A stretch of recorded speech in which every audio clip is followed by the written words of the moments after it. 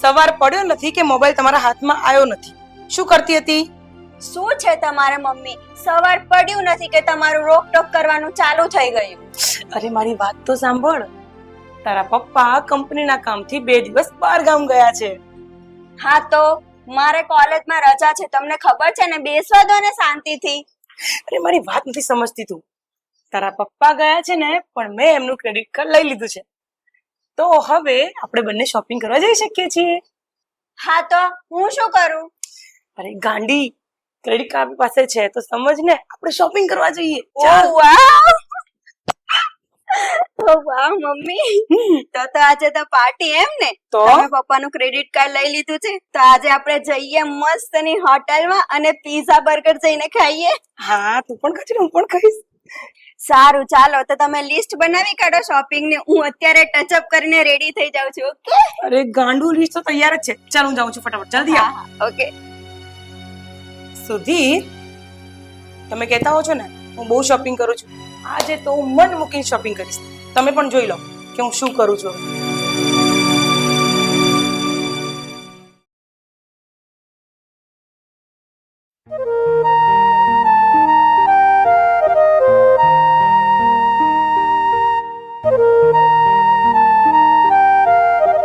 સાંભળો ને, બોલ ને. થોડુંક ઘરના કામમાં પણ ધ્યાન આપો. પણ ધ્યાન તો આપું જ છું ને ઘરમાં. પણ કેમ આજે આવી બધી વાતો કેમ કરે છે? તમને ખબર છે મમ્મી અને રીનાબેન છે ને શોપિંગ કરવા ગયા હતા આજે. તો કયા હશે આ કઈક વસ્તુઓ લેવા માટે? એમાં શું થઈ ગયું? હા, વસ્તુઓ લેવા ગયા હશે, એમાં ના નહીં, પણ જે જોતી હોય એ જ વસ્તુઓ લઈને. મોડર્ન કપડા, ચપ્પલ, પછી મેકઅપ, એ બધું લેવાની શું જરૂર છે? શું વાત કરે છે તું? મમ્મી અને રીનાબેન આટલી બધી વસ્તુઓ લાવ્યા? એટલે તો હું પૂછું છું કે એમને એટલા બધા પૈસા આપ્યા કોણે હશે? તમે તો નથી આપ્યા ને? ના બાબા ના, હું શું કામ ને આટલા બધા રૂપિયા આપું? પણ આઈ થિંક પપ્પાએ તો રૂપિયા નહીં આપ્યા હોય ને? ના, એ વાત ખોટી પડે. તમને તો ખબર છે ને, પપ્પા એક એક રૂપિયાની ગણતરી રાખે છે અને એક એક રૂપિયાનો હિસાબ પણ કરે છે. અને રીનાબેન અને મમ્મીને જોતા તો લાગે છે કે એ લોકો છે ને કમસે કમ 50,000 ની શોપિંગ કરી હશે. 50,000? જો તું એક કામ કર, હા, તારા ઘરના જે કંઈ પણ કામકાજ બાકી હોય ને એ કામકાજ બતાવ. હું અત્યારે જ મમ્મી અને રીનાબેન સાથે વાત કરી લઉં છું. ના રાહુલ, અત્યારે મમ્મી સાથે વાત નથી કરવી. પેલા પપ્પાને આવી જવા દો અને પપ્પા સાથે વાત કરીએ. પછી જે હોય એ મમ્મી સાથે વાત કરશું.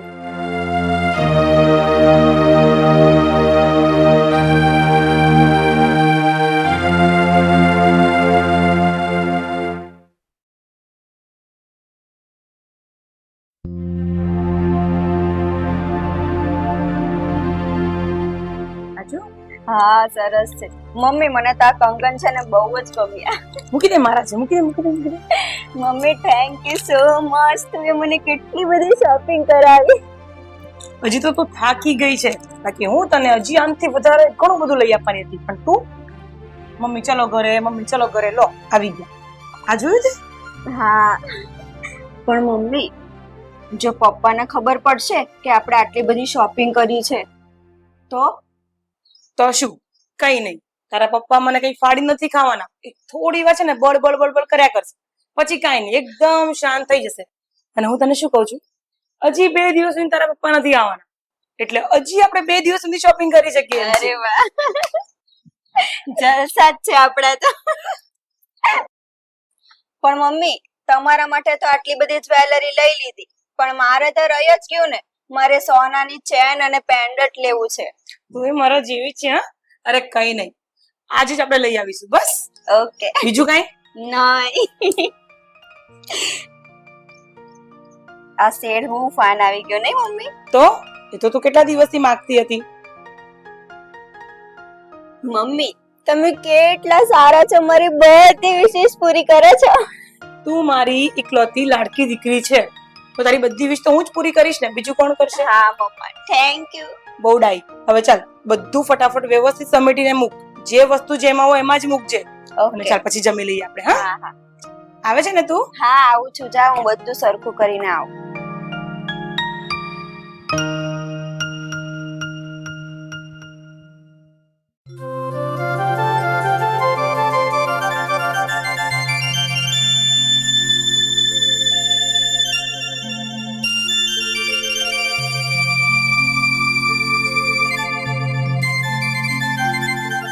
અંજલિ, હા ઓફિસેથી આવ્યો એ વાતને પણ 1 કલાક થઈ ગયો, પણ હજી સુધી મારી ચા નથી આવી યાર.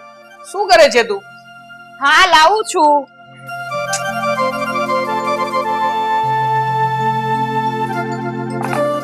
આ તમારી ચા. કરી છે હા અંજલિ તું? આટલું બધું મોડું કર્યું એ પણ ચા માટે થઈને? થઈ જાય લેટ. અંજલિ, આ મમ્મી અને રીના ક્યાંક બહાર ગયા હતા, તો શું થયું પછી? એ ઘરે આવ્યા છે કે નહીં? હા હજુ હમણાં જ આવ્યા છે અને મોટો ટોપ ફોડીને આવ્યા છે. તમને ખબર છે રીનાબેન અને મમ્મીજી સોનીની દુકાને ગયા હતા. સોનીની દુકાને? અરે પણ શું કામ?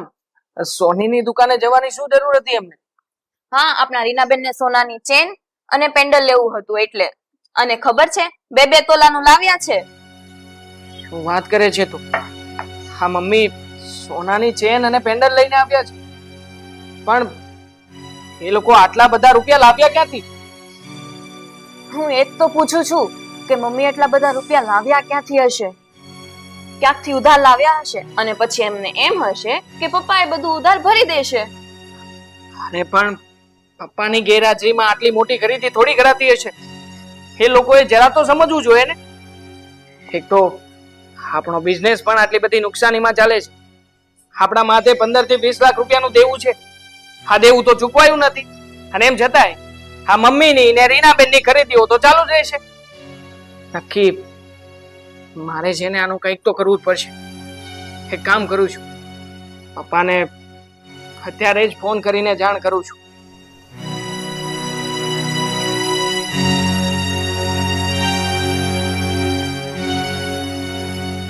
હાલો, હા પપ્પા.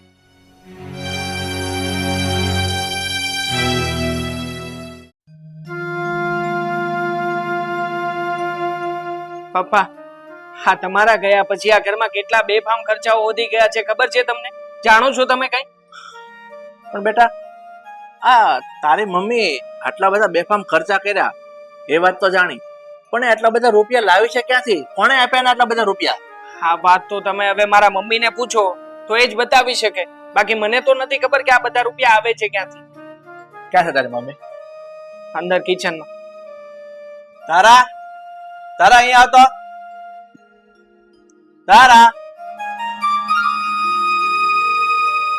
સુધી હું કેવી લાગુ છું? દેખો નવો ડ્રેસ લાવી, મસ્ત લાગુ છું ને? હા તારા તું લાગે છે તો મસ્ત, પણ હું તને પૂછી શકું?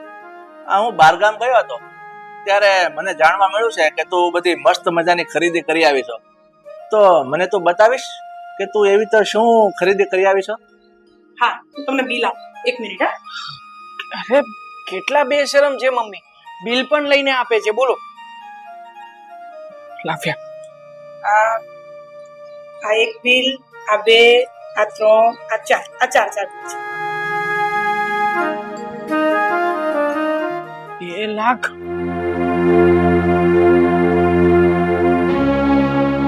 અરે વાહ તારા, તું તો ઘણું બધું શોપિંગ કરી આવી નહીં? હા આ મોડર્ન કપડા તારા રીનાના એનું ટોટલ બિલ છે 1,60,000. હજી આ મોબાઈલ નું બિલ તો આમાં છે જ નહીં. અચ્છા, એ કેટલાનું છે? એ મારા પર્સમાં છે. 86,000. 86,000. શાબાશ, વેરી ગુડ. શાબાશ. અને પછી આ જ્વેલરીમાં કંગન છે, એક નેકલેસ છે, દોરો છે અને પેન્ડલ પણ છે. એનું ટોટલ બિલ બેટા 4.5 લાખ રૂપિયાનું છે. બધું આવી ગયું મારી. હજુ એક બિલ છે. ઘરનો સામાન આ ઘરનો સામાન, કટલરી, મિક્સર ગ્રાઇન્ડર, આ બધું ટોટલ છે 1,30,000. લો, એટલે આમ ટોટલ આંકડો માંડીએ ને બેટા તો લગભગ 8 થી 9 લાખ જેવું થશે. 8 થી 9 મારો. લાખ. ચાલો એ તો માની લીધું. તારા લે બેટા પકડ.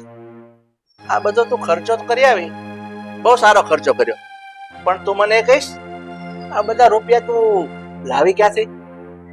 આ તમારા ક્રેડિટ કાર્ડ માંથી.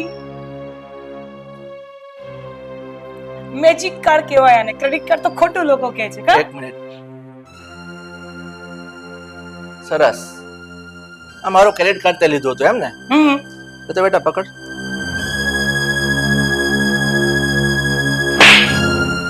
સાલે નાલાયક, તને ખબર પડે છે ત્યાં શું કરી નાખ્યું? મારા ખિસ્સામાંથી મને પૂછ્યા વગર મારું ક્રેડિટ કાર્ડ ચોરી લીધું અને અને અને મારા એકાઉન્ટમાંથી રૂપિયા 7 થી 8 લાખ રૂપિયા તે પૂરા કરી દીધા. તને કાંઈ ભાન પડે છે? મારું એકાઉન્ટ ખાલી કરી નાખ્યું છે તે આખું. તો શું થઈ ગયું?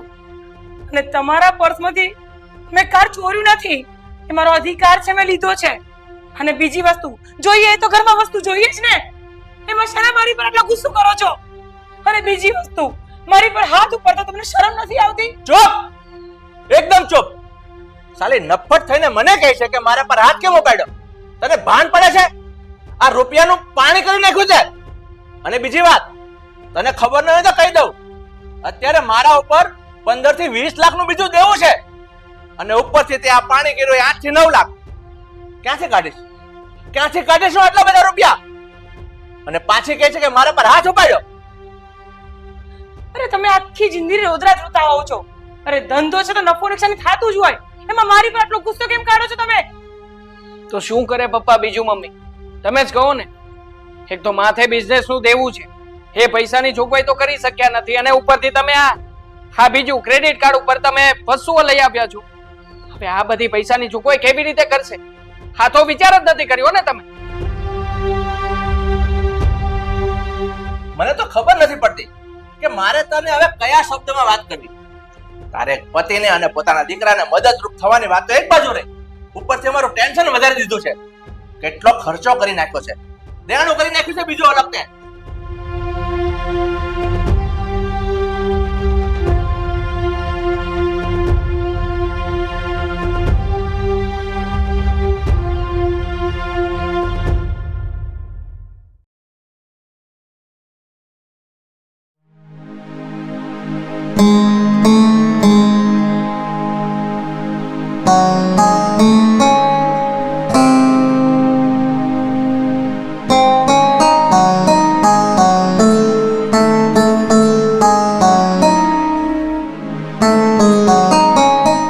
પપ્પા શું કરીશું પછી આપણે? હા, આટલું મોટું લેણું કેવી રીતે ભરી શકીશું? બેટા એનો જ વિચાર કરતો હતો. હું ગઈકાલે આપણા બધા લેણિયાતને મળ્યો હતો. એ લોકોને મેં વાત કરી કે હમણાં હું પૈસા આપી શકું ને એવી પોઝિશન અમારી નથી, તમારે થોડો ટાઈમ થોભવું પડશે. તો એ લોકો થોભવા માટે તૈયાર પણ થઈ ગયા. 1 વર્ષ સુધી થોભીશું એમ કે, પણ આખા વર્ષનું તમારે વ્યાજ આપવું પડશે એવું કહ્યું. વ્યાજ? પપ્પા વ્યાજને તો પહોંચી વળીશું. હા, એ બાને આપણને 1 વર્ષ જેટલો સમયગાળો પણ મળી રહેશે ને, એટલી તો એટલી આપણને રાહત રહેશે. વાંધો નહીં, વ્યાજ ભરી દઈશું. તારી વાત તો કરી છે કે આપણે વ્યાજ ભરીશું તો સમય નીકળી જશે, પણ તને ખબર છે એ લોકો કેટલું વ્યાજ નાખ્યું? કેટલું? 5 થી 8% વ્યાજ ગણવાનું કહે છે. શું? 5 થી 8% વ્યાજ? આટલું મોટું વ્યાજ? 5 થી 8% વ્યાજ એટલે આટલું મોટું વ્યાજ આપણે ભરશું ને તો આપણે દેવામાં વધારે ડૂબી જઈશું, ઊંચા જ નહીં આવે આપણે. બરાબર છે પપ્પા, આ પ્રમાણે તો ઉલટાની આપણે ખાઈ જ ખોદીશું આપણા માટે. નહીં પપ્પા નહીં, આટલું મોટું વ્યાજ આપણે નથી ચૂકવવું. પણ પપ્પા આપણે આ દેવામાંથી છૂટવા માટે કંઈક તો રસ્તો વિચારવો પડશે. જરૂરથી કંઈક નવીન રસ્તો વિચારવો પડશે. હા બેટા, આના માટે કંઈક તો વિચારવું પડશે. મેં થોડું વિચારી લીધું છે. વિચાર્યું છે પપ્પા? બોલો ને, કયો રસ્તો છે કે જેનાથી આપણે લોકો આ દેવામાંથી બહાર આવી શકીએ? હવે એક જ રસ્તો છે આપણી પાસે. એનો રસ્તો કહો. કે આ મકાન વેચી નાખીશ.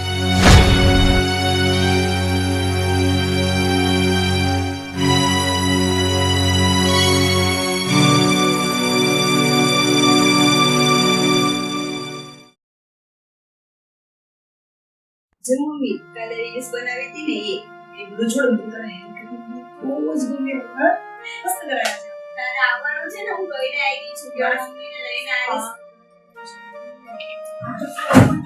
છે ને તે એપોઇન્ટમેન્ટ લીધી છે મેં હા લઈ લીધી છે ટેન્શન નહીં લે શું ગોતો છો વાહ શું વાત છે તમે લોકો તમારી મોજ મસ્તી મારો પપ્પાને તો ખબર નહીં કેટલો મોટો ફટકો પડ્યો છે આ ઘર વેચવા કાઢ્યું છે અને તમને લોકોને તો મનમાંય નથી આ શું વાત કરે છે અંજલિ તું? તારા પપ્પાએ ઘર વેચવા કાઢ્યું છે? હા એ પણ તમારા બંનેના કારણે પપ્પાની મુસીબતો વધારી દીધી છે ખબર નહીં પપ્પાની માથે કેટલું દેવું થઈ ગયું છે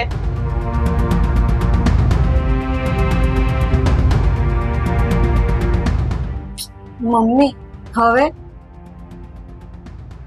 આ બધું શું થઈ ગયું પપ્પા શું સાચે ઘર વેચી દેશે હવે હા રીના, આજે ઊભી થઈ છે ને પરિસ્થિતિ એ આપણા બંનેના કારણે જ થઈ છે. આપણે જ્યાં લાખો રૂપિયાની શોપિંગ કરીને એ કદાચ એ પૈસા જો બચાયા હોત ને રીના, તો તારા પપ્પા વેપારીઓને જેને બાકી હતા ને એને આપીને દેણું ચૂકતે કરતે. સાચી વાત પણ આપણે તો ખર્ચા કરતા જ ગયા પાછા વળીને આપણે કઈ જોયું જ નહીં. અને હું પોતે પણ ભાન ભૂલી ગઈ હતી કે જ્યાં ખર્ચા કરી રહી છું એ નકામા ખર્ચા છે. તો મમ્મી હવે શું થશે કઈ નહીં રીના, પેલા તારા પપ્પા પાસે જઈને વાત તો કરીએ. જો કદાચ આપણે કંઈક મદદ કરી શકતા હોઈએ તો આપણે એમની મદદ કરીએ. ઠીક છે? એમની પાસે જઈએ આપણે બંને.